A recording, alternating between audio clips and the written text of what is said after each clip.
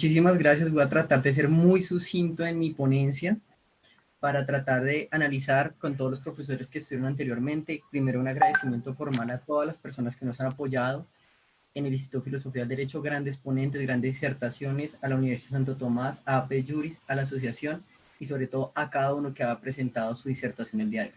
Bueno, mi tema es discurso en las narraciones de poder en las ópticas de Orwell, Foucault, Primo Levi, a través de la significación de Jojo Rabbit. Entonces vamos a comenzar a ver.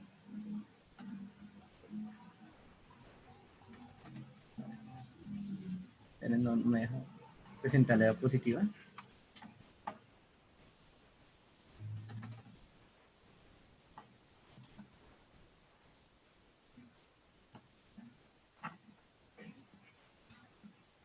Para hacer esta investigación, traté de responder 5 preguntas importantes.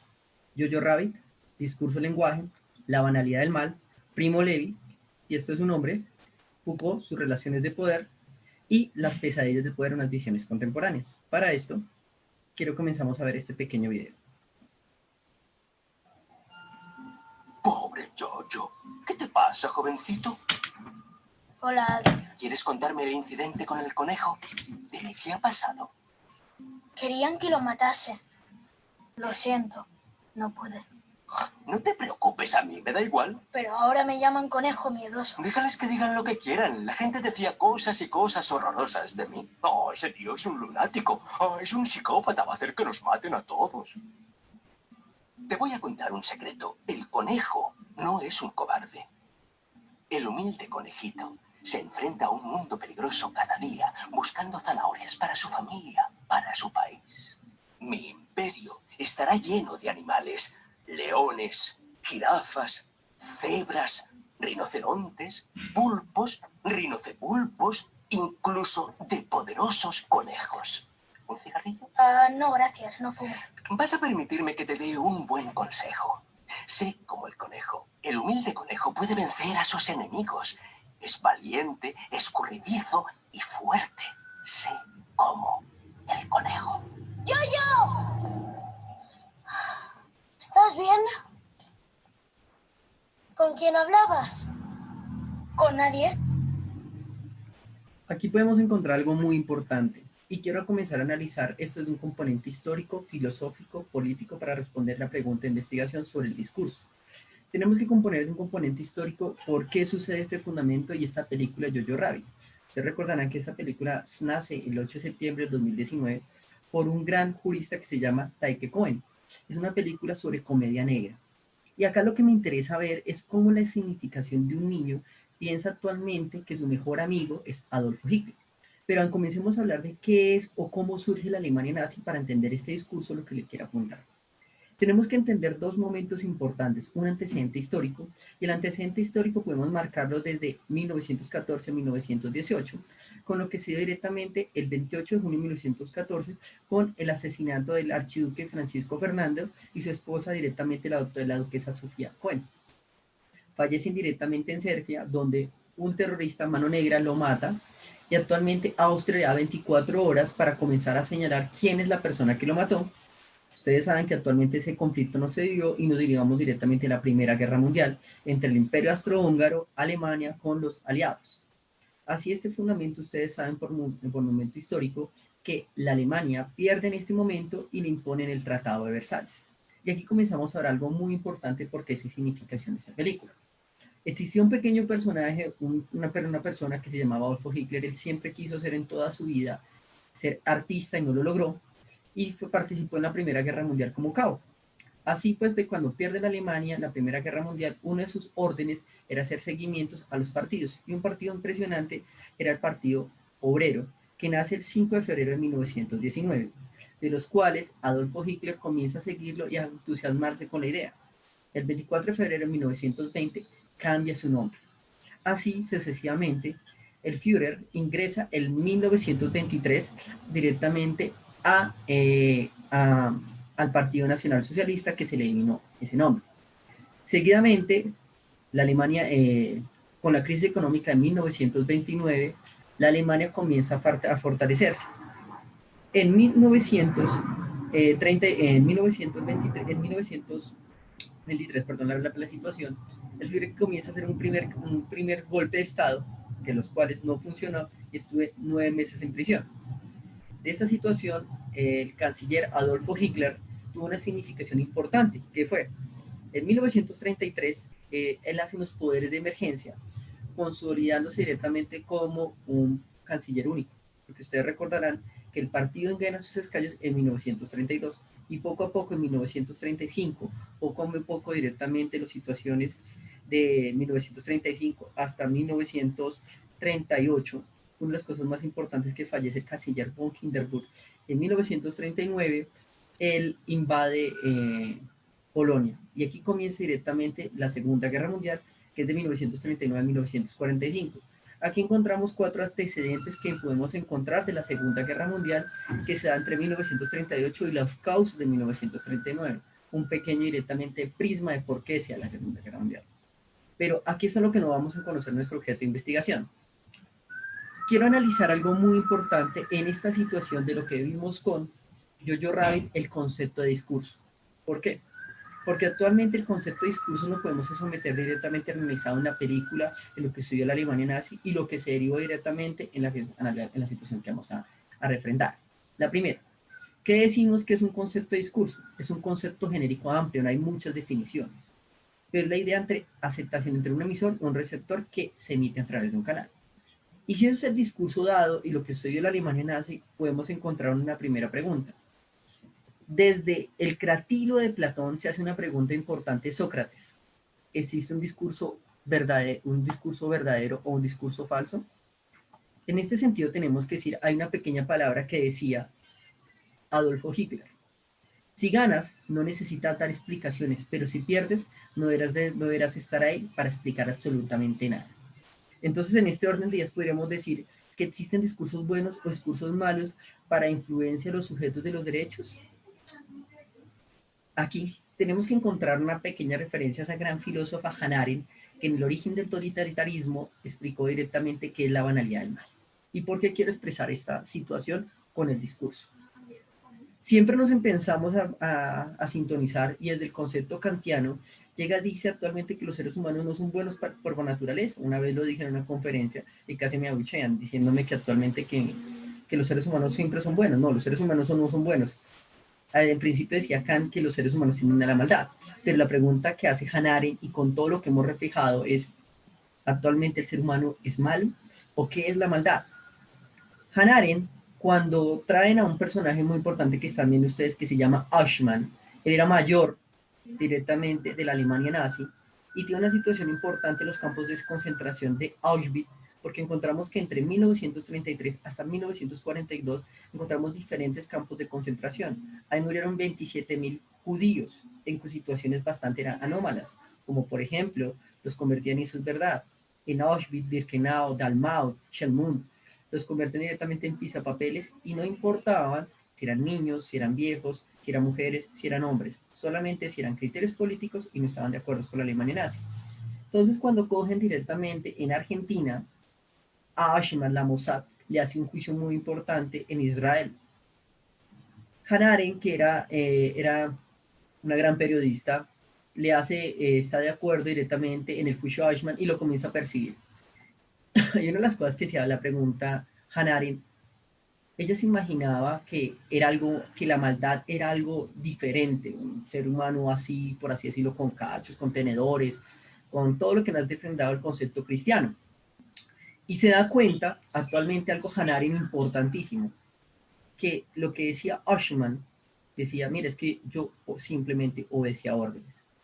Y ahora cuando veamos a Primo Levi vamos a encontrar ciertas cosas que Primo Levi señalaba. Él decía, mire, lo que nosotros habíamos hecho, yo obedecía órdenes, y lo que dice directamente Hannah Arendt es, a él se le quitó el concepto de racionalidad, entender qué es lo bueno y lo malo.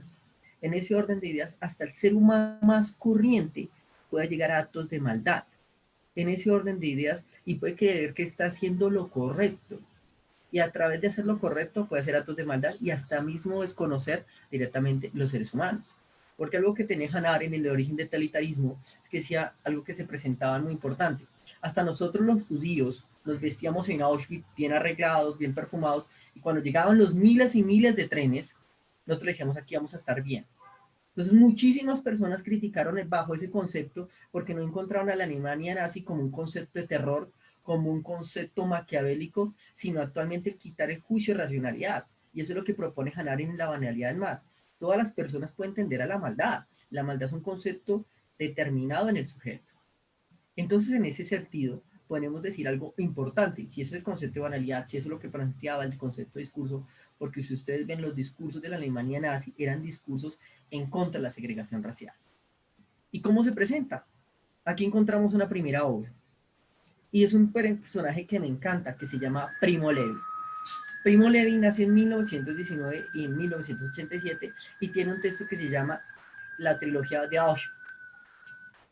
Hay un concepto que si me permiten leer de cuento directamente en la página 47 de la trilogía de Auschwitz, miren cómo descomponía Primo Levi frente al concepto de humanidad, porque ellos decían que si la Alemania nazi ganaba, ni a ellos le iban a creer, porque ellos eran menos que seres humanos. Y mira lo que dice Primo Levi, perdóname citarlo.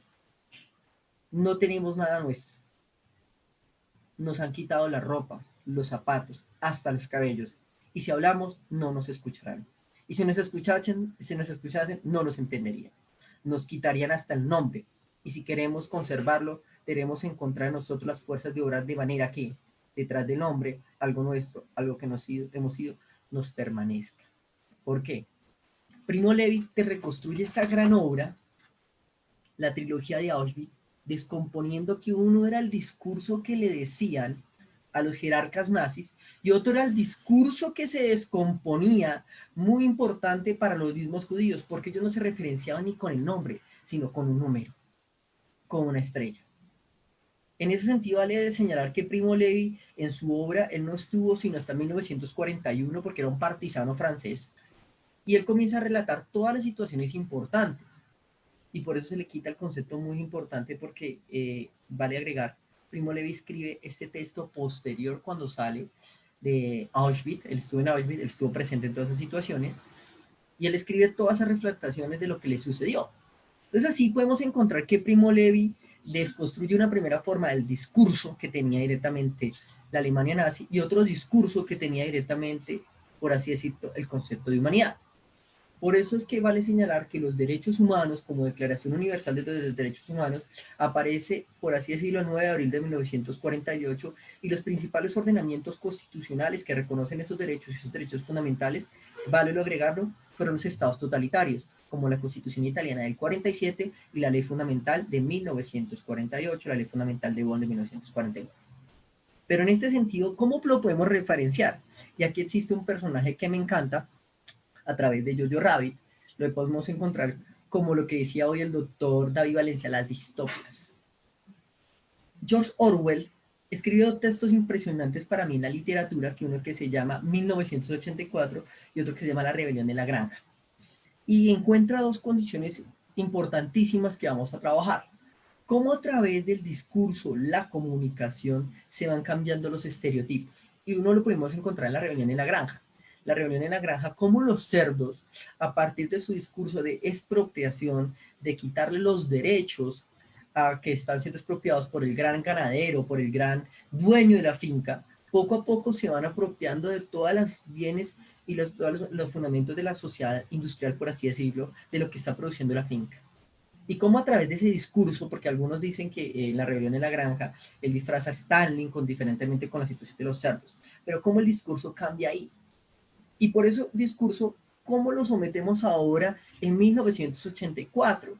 Cuando el gran hermano vigila, ese gran panóptico, como decía el doctor David Valencia, ese gran panóptico que vigila a los otros, que vigila el comportamiento, que hasta no entendemos cómo nos vamos comportando, hasta nos van quitando las palabras del neolenguaje, como dice Orwell, nos van significando para dignificarnos una sociedad disciplinar, cómo nos van gobernando. Y como el actor principal de 1984 era un crítico y entiende que algo está mal, pero aún así sigue funcionando. Y a partir de ese discurso lo va amando. Va amando, nos pueden quitar la libertad, dice, pero aún así seguimos porque no sabemos qué hacer con esa libertad, como dice Jojo Rabbit. Y esto lo podemos encontrar, estas tres premisas lo podemos encontrar en este filósofo Michel Foucault, perdón la ortografía ahí quedó mal. Michel Foucault me encanta directamente en dos textos importantes que llaman El nacimiento de la biopolítica y El defender de la sociedad. Cómo a través de esos discursos teóricos, cómo esas situaciones teóricas se va generando las sociedades disciplinares, las sociedades de control, y ahora una cosa que dice el gran filósofo Wu Chan, la sociedad del rendimiento, en que encontramos, por ejemplo, el discurso del poder y la microfísica del poder. Y lo podemos encontrar no solamente en el derecho, también en la literatura, la filosofía y hasta en la música. Por ejemplo, en ese gran álbum The Wall, cuando nos hablan cómo se educa a las personas para tener una sociedad de control como propinaba Orwell. ¿Y esto cómo lo encontramos? En tres momentos importantes: la sociedad de control, la sociedad disciplinar y la sociedad del rendimiento. ¿Y ustedes creen que esto es ajeno a la pregunta de Jojo Rabbit? No, porque actualmente a través de los discursos tenemos que encontrar que no solamente a través del discurso capitalista, a través del discurso de los derechos fundamentales, a través de esos discursos se maneja directamente el cuerpo humano. Se dice qué es lo anormal o lo anormal, qué se reproduce, qué acontece. Le dicen a uno actualmente cuándo tiene una pensión, cómo tiene que vivir, dónde tiene que vivir. Y actualmente esto en sociedades de control, como dice el gran filósofo Deleuze, generan dos sociedades disciplinares, como por ejemplo lo que dice actualmente también Foucault, la educación como sociedad disciplinar, ¿sí? Donde los están disciplinando para ser adoctrinados en un conocimiento, a ser doctrinados en un nuevo sujeto. Y eso que no se ha reproducido, como decía directamente, se reproduce directamente en las épocas de los 80, 90. Algo que dice hoy el gran filósofo Wu Chan, la sociedad del rendimiento. ¿Por qué? Porque a pasar de la sociedad de control y disciplinándonos, nos hemos convertido directamente en nuestros propios verdugos. Y eso lo dijo Wu Chan en la sociedad del cansancio, donde dice que actualmente hoy nos volvemos máquinas de trabajo, sufrimos de criterios negativos pesimistas en nuestro trabajo, vivimos endeudados, y como dice también Harari en Humanos y Dioses, tenemos que componer actualmente que la sociedad capitalista ha vendido que ustedes actualmente tienen que tener un criterio importantísimo. Tienen que comer, pero tienen que también tener, a partir de que comen como masas, comen como cerdos, dice directamente Harari, actualmente también tienen que sufrir fundamentos antidiabéticos, fundamentos de las drogas, y eso nos volvió un sistema de consumo, hizo que reproducido que el ser humano se reproduzca en un nuevo sujeto material. Por eso las nuevas sociedades disciplinares no son la educación ni la sociedad de control, son los grandes centros de conocimiento, como por ejemplo los grandes centros comerciales, que ustedes pasan por un centro comercial y están vendiendo, y solamente con una tarjeta de crédito se vuelven propiamente esclavos, la dialéctica del amo y el esclavo. Y si ven que su discurso parecía directamente de una forma del Estado, como proponía el Tercer Reich a través de Jojo Rabbit, o el discurso que se trató de vender al niño, vendando como la Alemania nazi, ahora esta sociedad disciplinar genera unos nuevos fundamentos. ¿Y cómo se representa hoy en día?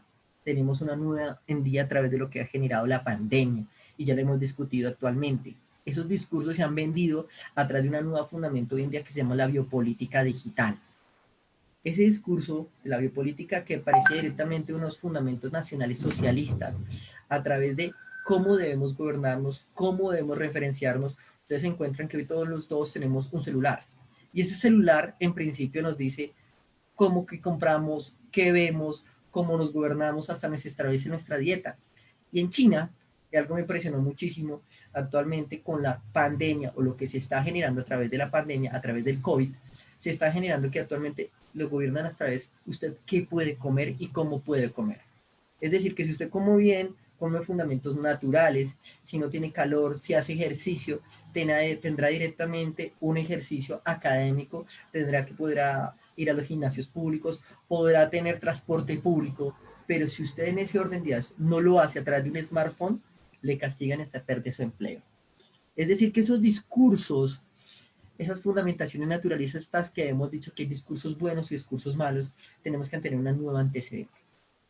Y esas nuevas antecedentes que en una nueva vigilancia digital pasamos de una teoría nacional del Estado a una nueva teoría importante, teoría referencial a los medios de control y los medios digitales bajo unas distopias digitales que analizamos. Hoy ustedes ven en los TikToks, en Facebook, WhatsApp, ya tenemos nuestros síntomas de información, entonces surge una idea: ¿qué pasa con la libertad?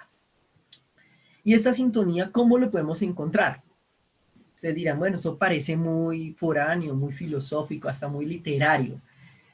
Y encuentran esta situación importante.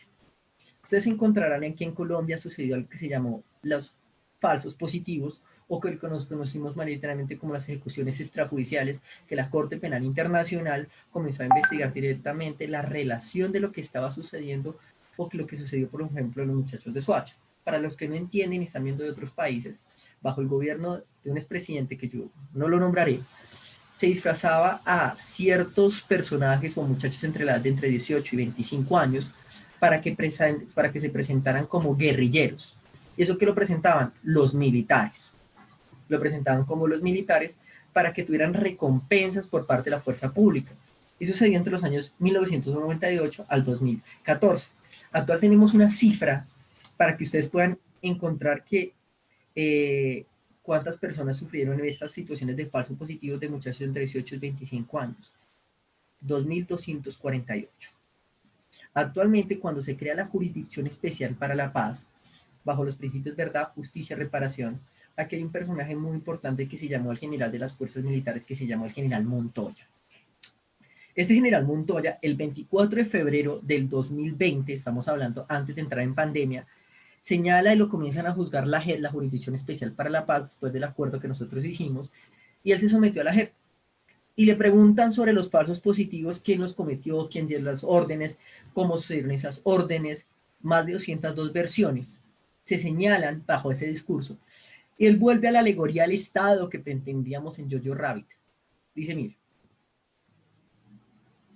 dijo que actualmente los delitos cometidos, los delitos cometidos de las ejecuciones extrajudiciales o los falsos positivos, como lo estamos denotando, lo cometieron los estratos 1 o 2.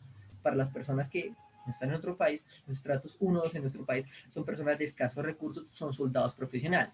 Y él dice que él no tenía mando, que no tenía mando frente a estas personas o frente a estas situaciones, sino lo que lo cometaron porque no tenían capacidad de raciocinio, porque no sabían ni comer. Y si no saben comer, pues mucho menos saben diferenciar qué es lo bueno y lo malo. Por tanto, esas conductas no podían ser apreciadas o analizadas bajo su mando y por tanto debería ser exonerada de cualquier responsabilidad penal o civil que se lo señalaran, porque solamente lo cometieron los soldados. En este sentido, vemos algo importantísimo. ¿Será que volvemos a la pregunta de Sócrates en el Cratilo? ¿Existen discursos buenos o existen discursos malos? ¿Qué nos diferencia el entendimiento de la maldad y la bondad a través de una descripción que hoy puede pasar en nuestros países y a través de nuestros señalamientos?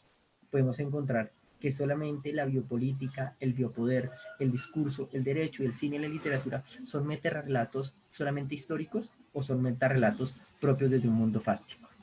No siendo más, les agradezco el tiempo, lamento si fue muy larga la ponencia y muchísimas gracias. Doctor Fabián Garzón, muchas gracias por su participación en esta ponencia tan interesante, recalcando elementos históricos, filosóficos.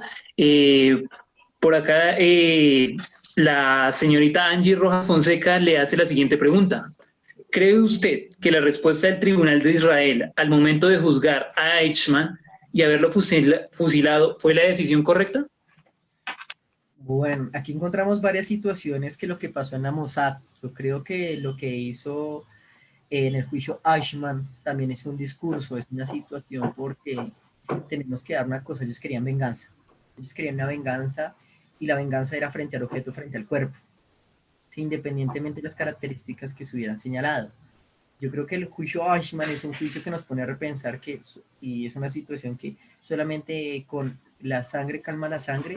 Yo consideraría que no, yo creo que también es donde me parece que el concepto aquí justicia transicional viene muy importante bajo el concepto de verdad, justicia y reparación para encontrar nuevos discursos. Por eso me parece que es más pertinente hablar de una verdadera justicia transicional a verdaderamente un discurso emotivo, como lo que sucedió directamente en Apartheid, o digamos que es el más próximo a una justicia transicional, lo que lo sucedió desde el derecho penal, para hablar de verdaderamente una reconciliación entre los estados.